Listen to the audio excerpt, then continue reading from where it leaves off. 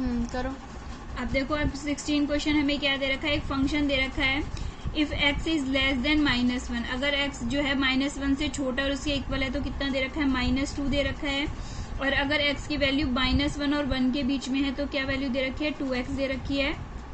और अगर x की वैल्यू ग्रेटर देन 1 है तो कितनी वैल्यू दे रखी है, हमें 2।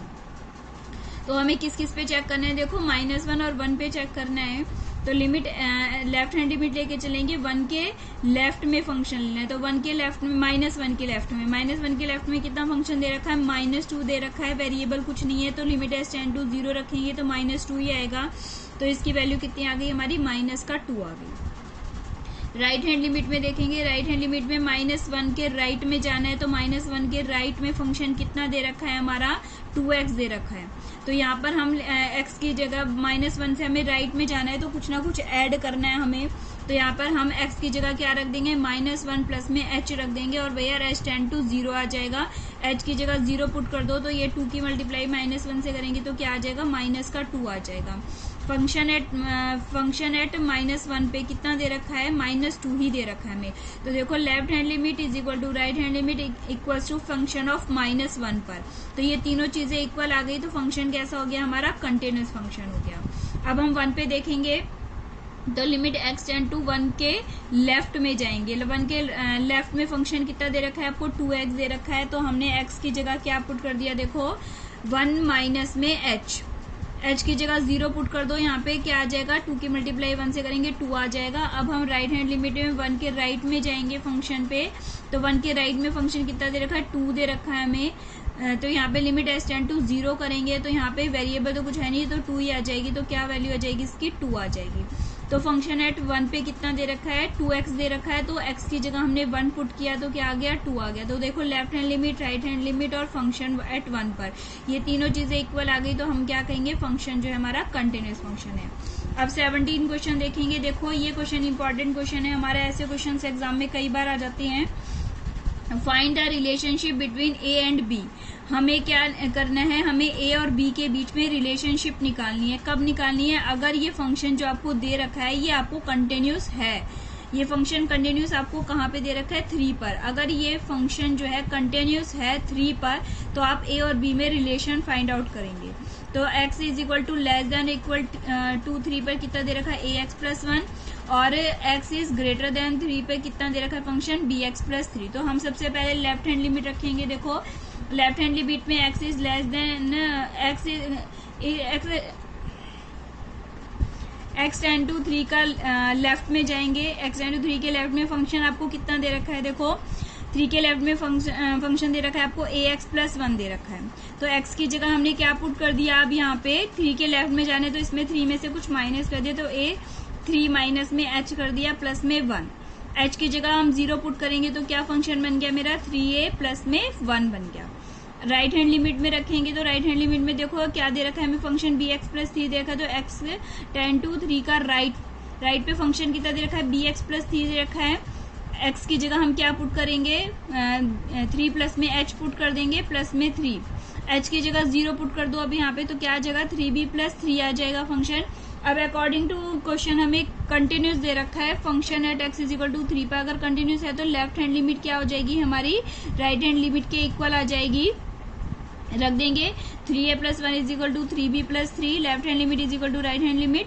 अकॉर्डिंग टू क्वेश्चन है हमारा 3a प्लस 1, ये दोनों को इधर ले आए, माइनस का 3b माइनस का 3 हो जाएगा। तो 3a माइनस का 3b, इसमें से 1 प्लस का और माइनस का 3 क्या आ जाएगा, माइनस का 2 इज इक्वल टू 0। तो 3a इज इक्वल टू उधर जाएगा तो ये प्लस का हो जाएंगे दोनों, 3b प्लस 2 हो जाएगा और इस 3 से डिवाइड कर देंगे तो a इज इक्वल टू कितना आ जाएगा, b प्लस में 2/3। हमारा रिलेशन आ गया a और b में। अभी देखेंगे 18 क्वेश्चन है हमारा, for what value of lambda. देखो, लैम्डा की किस वैल्यू के लिए फंक्शन ये डिफाइन कर रखा है कि ये कंटिन्यूस होगा, 0 पर होगा या फिर continuity x is equal to 1 के लिए। 2 पॉइंट्स पर पूछी गई है कि लैम्डा की किस वैल्यू के लिए ये जो फंक्शन है ये कंटिन्यूस होगा at x is equal to 0 और x इज इक्वल टू 1 के लिए। देखो, तो हमने सबसे पहले 0 पे चेक करेंगे तो लेफ्ट हैंड लिमिट लेंगे x टेंड टू 0 के लेफ्ट में फंक्शन कितना दे रखा है आपको, ये lambda x square minus 2x दे रखा है, 0 के लेफ्ट में जाना है तो 0 में से कुछ माइनस करना पड़ेगा और h टेंड टू क्या कर देंगे 0, क्योंकि बहुत स्मॉल क्वांटिटी है हमारी, तो लैम्डा एक्स की जगह 0 माइनस एच का स्क्वायर माइनस का 2 ब्रैकेट में 0 माइनस एच। तो देखो अगर मैं यहाँ पर h की जगह 0 पुट करती हूँ, यहाँ पे भी 0 करा, यहाँ पे भी 0 कर दिया, तो ये फिर 0 की मल्टीप्लाई लैम्डा से करेंगे तो ये पूरी ही वैल्यू क्या हो गई हमारी, खत्म हो गई, 0 आ गई। तो यहाँ पर जब वैल्यू ही 0 आ गई, पूरी कंप्लीट वैल्यू 0 आ गई, तो लैम्डा की वैल्यू क्या निकलेगी। चलो आगे राइट हैंड लिमिट निकालते हैं, पहले देखते हैं। तो लिमिट x टेंड टू 0 का राइट में जाएंगे तो फंक्शन कितना दे रखा है 4x+1। तो यहाँ पे h टेंड टू 0 4, x की जगह 0 प्लस एच प्लस में 1 रख दिया, h की जगह 0 पुट करेंगे तो ये तो कंप्लीट 0 जाएगा प्लस में 1, तो ये कितना आ गया 1 आ गया हमारा, और 0 पे क्या आ जाएगा 0। तो लेकिन ना तो हमारी लेफ्ट हैंड लिमिट ना राइट हैंड लिमिट इक्वल है हमारी, और ये कंप्लीट लैम्डा की वैल्यू भी 0 हो गई, तो इसीलिए हमारी no value of lambda function is continuous at x is equal to 0, means x is equal to 0 पर के लिए ना तो ये फंक्शन कंटिन्यूस है और इसलिए लैम्डा की कोई भी वैल्यू एग्जिस्ट नहीं करती है।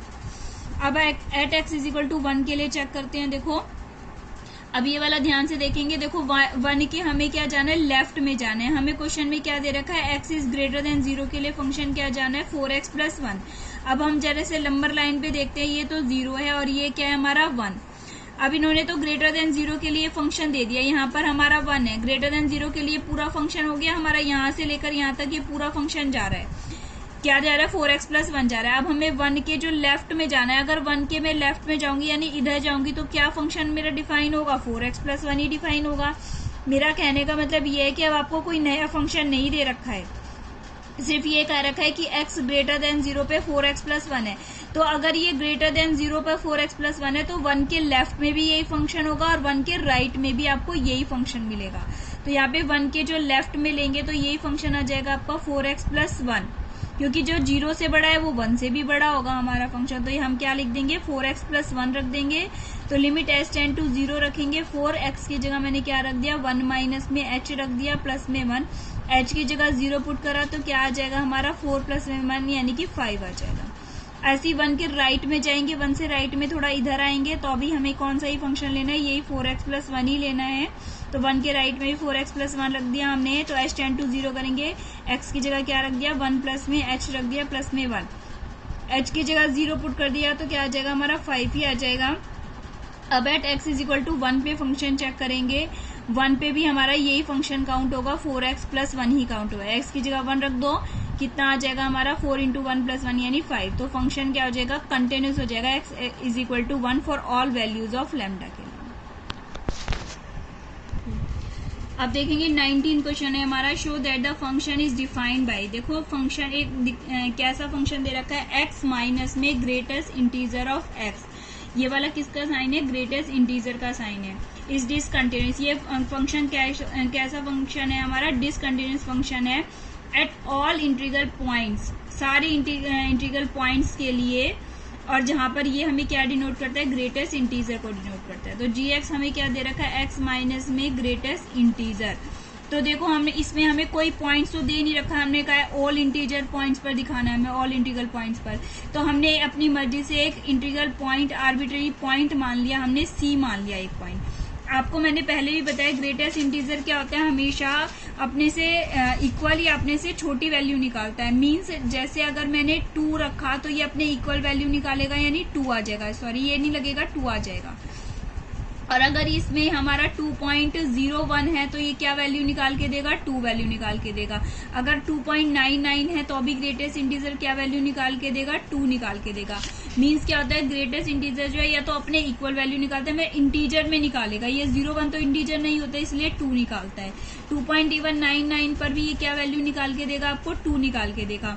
तो अगर मैंने जैसे कोई भी ग्रेटेस्ट इंटीजर c निकाल लिया, ठीक है, c यानी कि कोई भी एक निकाल लिया, अगर मैं इसमें से कुछ भी स्मॉल वैल्यू माइनस करूंगी, मीन्स जैसे मैंने यहाँ पर 3 मान लिया, अब 3 में से मैंने बहुत ही स्मॉल वैल्यू माइनस करी यानी कि 3 में से मैंने माइनस कर दी बहुत ही स्मॉल वैल्यू यानी 0.1 माइनस कर दी, तो ये क्या आ जाएगा हमारा, माइनस करके 2.9 आ जाएगा।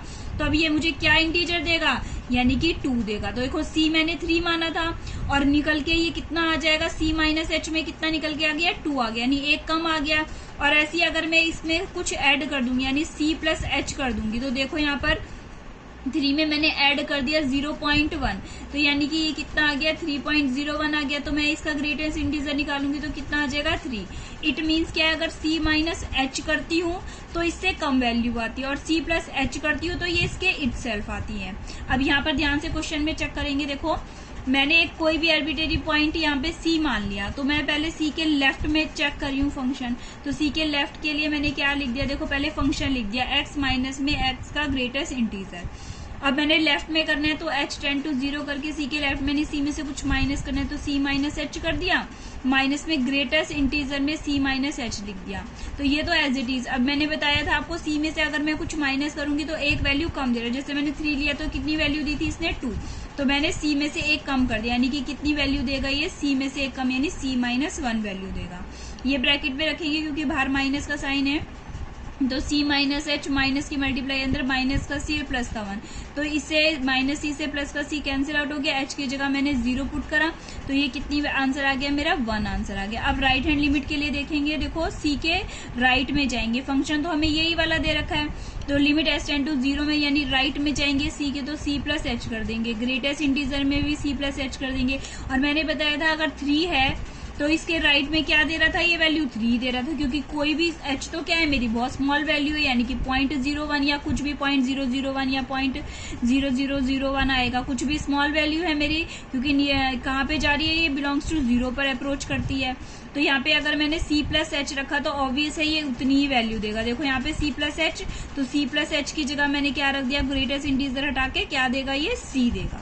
तो ये बाहर माइनस करने में माइनस का साइन, माइनस के c से पॉजिटिव c कैंसिल आउट हो गया, h बचा, h की जगह मैंने 0 पुट करा तो क्या आ गया, 0। देखो लेफ्ट हैंड लिमिट तो मेरी 1 आई थी और राइट हैंड लिमिट क्या आ गई मेरी, 0। It means left hand limit is not equal to right hand limit, तो फंक्शन ये हमेशा कैसा हो गया, डिसकंटिन्यूअस, जो हमें प्रूव करना है।